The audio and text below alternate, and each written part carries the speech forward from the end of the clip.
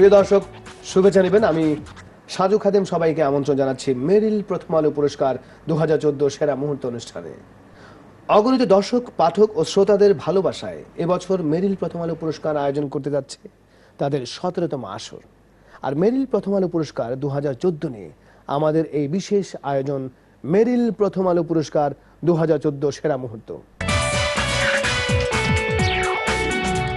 আমাদের দেশের বিনোদন জগতে শিল্পীদের কাজের মূল্যায়নের ক্ষেত্রে মেরিল প্রথম আলো পুরস্কার সবচেয়ে বড় স্বীকৃতি। আজ আমার স্টুডিওতে এমন একজন মানুষ অতিথি হয়ে এসেছেন যিনি মেরিল প্রথম আলো 2014-এ দুটি ক্যাটাগরিতে মনোনয়ন পেয়েছেন। নিশ্চয়ই জানতে চাচ্ছেন কে তিনি।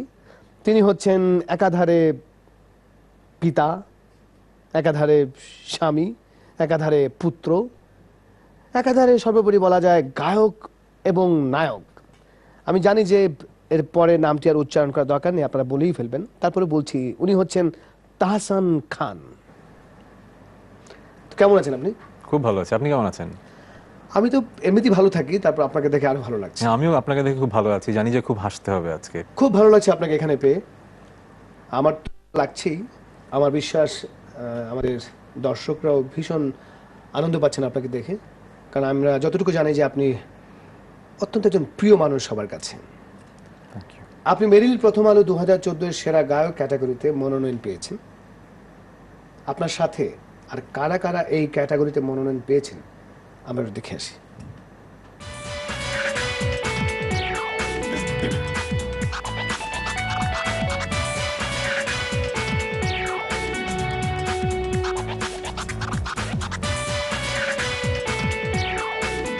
আমরা দেখলাম যে কারা কারা মনোনয়ন পেয়েছেন।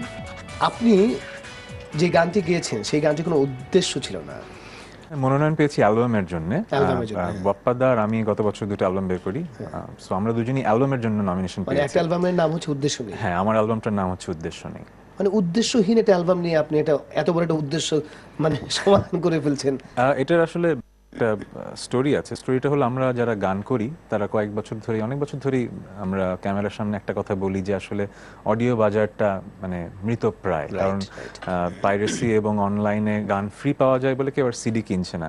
সো আমরা কিন্তু যারা প্রতিষ্ঠিত আর্টিস্ট, আমরা কিন্তু খুব ঘন ঘন আগের মতো আর অ্যালবাম লঞ্চ করি না।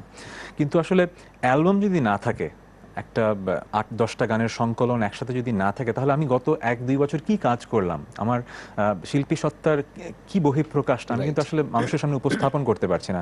সো সেখান থেকে আসলে মানুষ আমাকে বলতো যে ভাই, আপনি তো আজকাল খুব ভালো অভিনয় করেন, গান কি ছেড়ে দিয়েছেন কিনা? যেহেতু অ্যালবামগুলো করছি না, তো আমার মনে হচ্ছিল যে আমার আসল পরিচয় তো মানুষ তো আমাকে পেয়েছে গানের শিল্পী হিসেবে। সো আমার ওই দায়বদ্ধতা থেকে একটা অ্যালবাম করতে হবে, সেই দায়বদ্ধতা থেকে অ্যালবামটা করা। তো যখন করছিলাম তখন আসলে মনে হচ্ছিল যে অ্যালবামটা তো উদ্দেশ্য নেই, কারণ আমি জানি এই অ্যালবামটা হয়তো 10 বছর আগের মতো আর বিক্রি হবে না। কিন্তু আমার তো পরিচয় গায়ক, আমি তো একজন সুরকার, গীতিকার, আমার তো গানটা উপস্থাপন করতে হবে, নতুন গান। সেখান থেকে মনে হলো একটা গানের নাম যেহেতু উদ্দেশ্য নেই আছে, এই গানটাকে টাইটেল ট্র্যাক বানাই, কারণ এই অ্যালবামেরও হয়তো উদ্দেশ্য নেই, কিন্তু মানে যেটা হয়, যেটা মানুষ এক্সপেক্ট করে তার উল্টো হলে মানুষ অনেক সময় মনে হয় উইন্ডফল বলে ইংরেজিতে একটা শব্দ, ওইরকমই একটা ব্যাপার হয়েছে। তো আমার ধারণা ছিল যে এবার আসলে আগের মতো অ্যালবাম তো বিক্রি আর হবে না, কিন্তু অডিও প্রযোজনা প্রতিষ্ঠান এবং সাধারণ মানুষের কাছ থেকে যেটা শুনেছি, অডিও বাজারের খবর যা পেয়েছি, অনেক বিক্রি হয়েছে। So I am so lucky যে এই যুগে এসে যে আমার ভক্তরা আমার অ্যালবামটা কিনেছে এবং আমি মেরিল প্রথম আলোতে আমার অ্যালবামের জন্য নমিনেশন পেয়েছি। সো আমার কাছে নিজেকে খুব ভাগ্যবান মনে হচ্ছে। না, আপনাকে অনেক অভিনন্দন এই কারণে। আর আরেকটা বিষয় আপনাকে অবশ্যই বলে রাখা উচিত যে এগুলো একটা হিস্ট্রি হয়ে যাচ্ছে। একসময় ক্যাসেট ছিল, সিডি ছিল, ডিভিডি। তো এগুলো আসলে এই হিস্ট্রিগুলোকে মাঝে মাঝে কন্টিনিউ করা উচিত, প্রযুক্তির সাথে হারিয়ে গেলে চলবে না। আপনি তো শুরু করেছেন সঙ্গীত শিল্পী হিসেবে পথ চলাটা, বর্তমানে কিন্তু আপনি একই সাথে দুটো জিনিসকে নিয়ে যাচ্ছেন। কোনটা বেশি উপভোগ করছেন, নায়ক নাকি গায়ক? উপভোগ করা আসলে আমার তো মনে হয় আমি ব্লেসড। আমি যখন গান সুর করি, এটা তো আসলে মানে কম্পেয়ার করা যায় না, এত সুন্দর একটা অনুভূতি। যখন হাজার মানুষের সামনে গান গাই, যখন সবাই আমার সাথে গলা মেলায়, এটা অসাধারণ একটা অনুভূতি। এটা মানে প্রকাশ করতে পারবো না। আবার অন্যদিকে যখন আমার একটা অভিনয়, যেখানে আমি খুব ক্ষুদ্র একটা পার্ট প্লে করি, কারণ একটা আপনি জানেন নাটক তৈরি করার পেছনে এত হ্যাঁ, মানুষের এত এটা- আয়োজন, এত right. প্রচেষ্টা, তার মাঝে আমরা যারা অভিনেতা অথবা নায়ক যাই বলি না কেন, আমাদের প্রচেষ্টাটা কিন্তু খুবই ক্ষুদ্র, কিন্তু আমরাই কিন্তু সব কৃতিত্বটা নিয়ে কৃতিত্বটা নেই। পেয়ে যান, হ্যাঁ। সো আমার মনে হয় যে এটাও তো এক ধরনের অসাধারণ একটা অনুভূতি যে আমি কিছুই করছি না কিন্তু সব কিছুই করছি না, না করছি, হ্যাঁ, কিন্তু অবশ্যই মানে করছেন। কৃতিত্বটা আমি কিন্তু বেশিরভাগ পেয়ে যাচ্ছি। রাইট, মানে আমাকে যেভাবে তৈরি করা হয় আপনাকে যেভাবে তৈরি করে এক্স্যাক্টলি, প্রেজেন্ট এক্স্যাক্টলি। করছে। গানের ব্যাপারে কিন্তু আলাদা, আমি হয়তো লিখছি, সুর করছি, করছেন। গাচ্ছি, রেকর্ড করছি, অনেক টেনশন, অনেক কিছু নিয়ে করছি। সো কৃতিত্বটা যখন পাই মনে হয় না আমারই তো প্রাপ্য।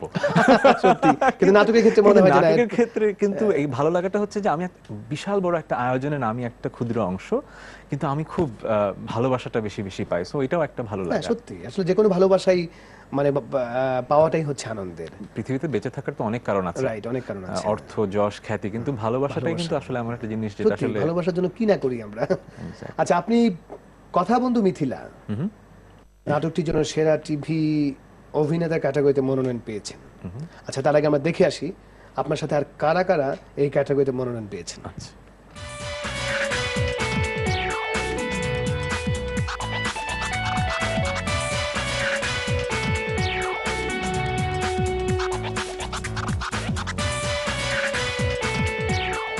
সত্যি বেশ বাঘা বাঘা অভিনেতাদের ছবি দেখলাম, ইনক্লুডিং ইউ, দেখতে বেশ ভালো লাগছিল। তো আপনার মানে এই যে দুটো ক্যাটাগরিতে আপনি মনোনীত হয়েছেন, মানে এই ফিলিংসটা কেমন আপনার? গত 12-15 বছর ধরে তো গায়ক হিসেবে আমাকে মানুষ চিনে, বাট 3-4 বছর ধরে আমাকে মানুষ অভিনেতা হিসেবে চিনছে। সো যখন শুরু হয় আফসানা মিমির কারণেই আমার অভিনয়টা শুরু। সো আমি সবসময় কৃতজ্ঞ থাকি তার কাছে যে তিনি জোর করেছিলেন বলেই হয়তো আজকে আমার ওটা কি অফবিট ছিল? অফবিট নাটকটি ছিল। এবং মানে এখনো মানুষ যখন ওই নাটকটার কথা বলে, কারণ মনে আছে 10 বছর আগে ওই নাটকটারই সিডি মনে হয় সারা বাংলাদেশের প্রথম ছড়ায়। এবং সো একটা গান ছিল, একটা সে যে মাইল বসে ফলক আছে। ছিল। হ্যাঁ, সো ডিরেক্টরস, কো-অ্যাক্টরস এবং এডিজ, ফ্যান্স সবাই আমাকে যখন প্রশংসাসূচক বাক্যগুলো বলতেন, শুরুতে আমি ভাবতাম আমার ভক্ত প্রশংসা তো করবেই। তারপরে দেখা গেল যে প্রশংসাগুলো এমন মানুষের কাছ থেকে আসা শুরু করলো, তারা আমরা আসলে ভক্ত না, তারা আমার ক্রিটিক ছিল। তো তখন দেখলাম যে তারা যখন আমার সমালোচনা থেকে আস্তে আস্তে ভালোর দিকে যাচ্ছে এবং বলছে যে না, তুমি অভিনয়টা চেষ্টা করো, তুমি আসলে ভালো পারবে, কারণ আমাদের দেশে এই ফিল্ডে ভালো নায়কের সংখ্যা খুবই কম। সো আমার মনে হলো যে এই মানুষগুলো যখন বলছে নিশ্চয়ই কোনো কারণ আছে। শিল্পটা যদি বুকের মধ্যে থাকে, মনের মধ্যে থাকে, তাহলে কিন্তু আমার মনে হয় শিল্পের মাধ্যমটা খুব বেশি ভেরি করে না। তো আপনি তো যেহেতু শিল্পটা নিয়েই বড় হয়েছেন, সো আপনি সেটা অ্যাক্টিং হোক, আপনার গানে হোক, আমার কয়েকদিন পরে আমরা নাচও পেতে পারি। যাই হোক, প্রিয় দর্শক, আমরা নিচ্ছি একটা ছোট্ট বিরতি, কারণ বিরতিটা আসলে যে কোনো অনুষ্ঠানের জন্য অত্যন্ত প্রয়োজনীয় জিনিস। আপনাদের জন্য, আপনাদের কোনো অন্য কোনো কাজ থাকলে সেরে আসুন, আমরা আছি আমাদের এই অনুষ্ঠানে। প্রিয় দর্শক, ফিরে আসলাম মেরিল প্রথম আলো পুরস্কার 2014 সেরা মুহূর্ত অনুষ্ঠানে। সাথে আছেন আমাদের প্রিয় তাহসান খান। আচ্ছা, আপনার সাথে তো চঞ্চল চৌধুরী, জাহিদ হাসান, মোশাররফ করিমও মনোনয়ন পেয়েছেন। এবার যে নাটকগুলোতে আপনার মনোনয়ন পেয়েছেন সেই নাটকগুলো একটু আমরা দেখে আসি। Sure.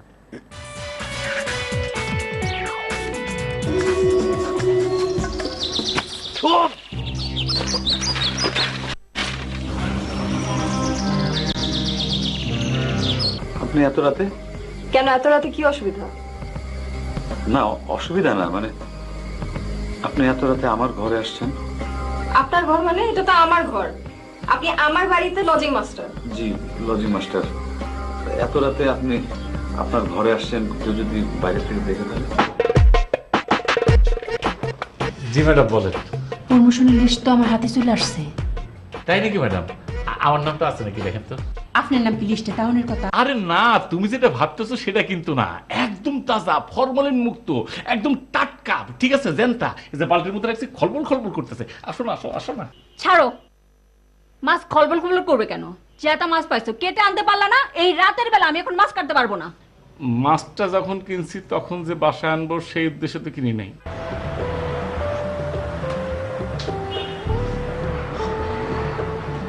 তুমি অসম্ভব সুন্দর। না মানে তুমি ভয়ঙ্কর সুন্দর, তাকাতে পারছি না।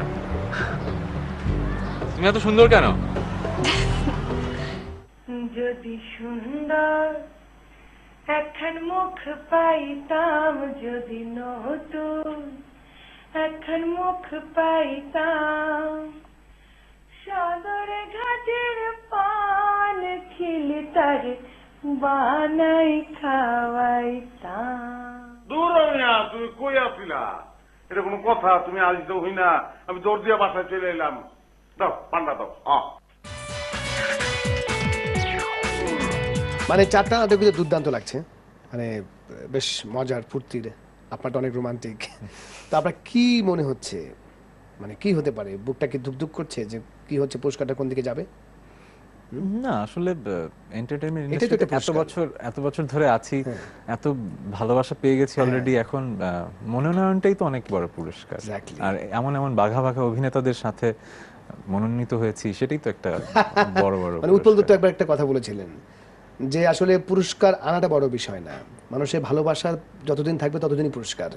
ভালোবাসা না থাকলে ওই পুরস্কারটা পেরে গেল ভালো লাগবে আরো। সেটা আরো ভালো লাগবে।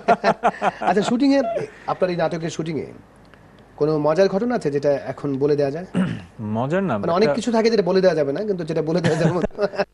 সিন ছিল বেডরুমে বসে গিটার বাজিয়ে গান গেতে হবে। সো ডিরেক্টর মাসুদ হাসান উজ্জ্বল ভাই বলছেন যে মানে তুমি আপনি একটা, প্রস্তুত ছিলেন যে মজার ঘটনাটা বলবেন না?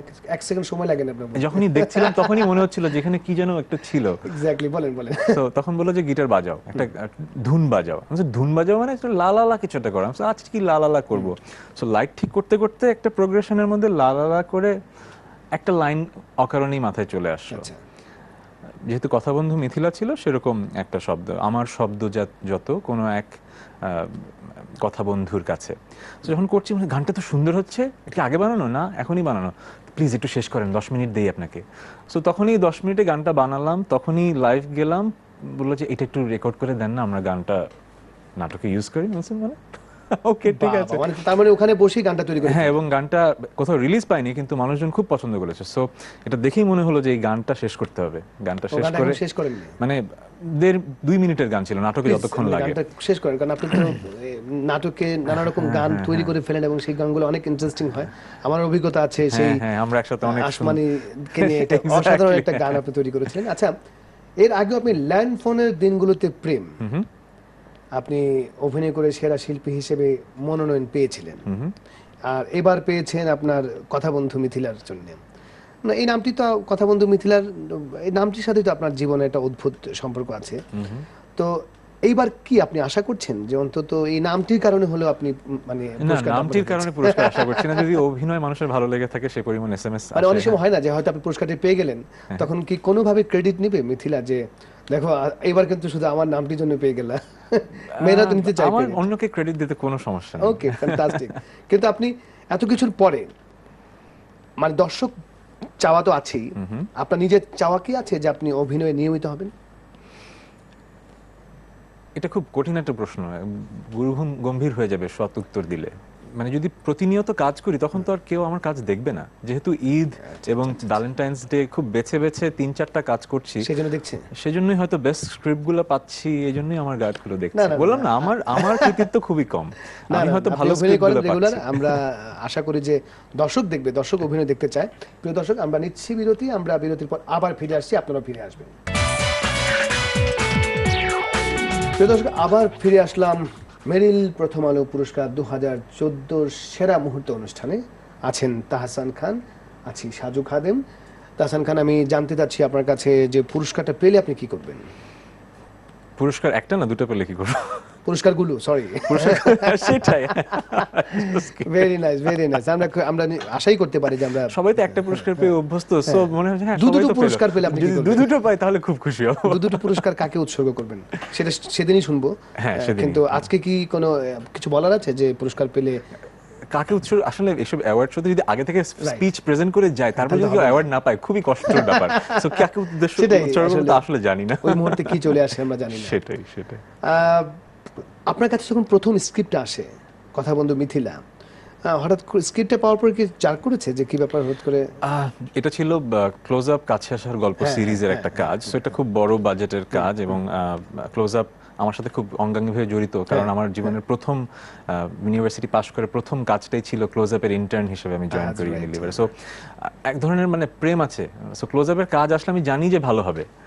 সো ইউজুয়ালি অনেক স্ক্রিপ্ট পড়ে আমি হ্যাঁ বলি, কিন্তু ক্লোজ আপ আসলে আমি আগে থেকেই জানি যে হ্যাঁ করব।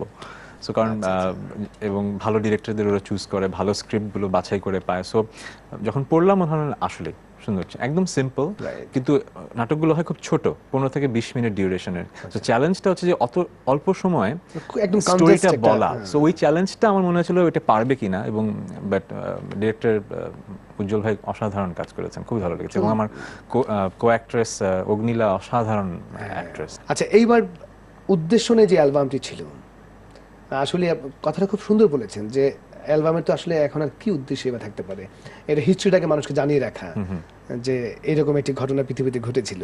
তো উদ্দেশ্য নেই, শুধু উদ্দেশ্য নেই এরকম নামে তো গান আছে। হ্যাঁ, অনেকগুলো গান। আমি আসলে আমি খুবই happy with this album, because একটা অ্যালবামে কিন্তু একটা থেকে দুটো গান হিট হয়। আমার এই অ্যালবামে আমি রেসপন্স দেখে, মানে কনসার্টে যখন যাই, সবচেয়ে বেশি সাড়া পাচ্ছি আমি সেই সুতো হব এই গানটা। আচ্ছা আচ্ছা আচ্ছা। তারপরে উদ্দেশ্য নিয়েও ভালো সাড়া পাচ্ছি। তারপরে কনার সাথে একটা ডুয়েট করেছি তোমায় ঘিরে, ওইটাও খুবই রেডিওতে চলছে। তারপরে এলিটার সাথে একটা ডুয়েট আছে স্পর্শের বাইরে তুমি, সেটাও খুব চলছে।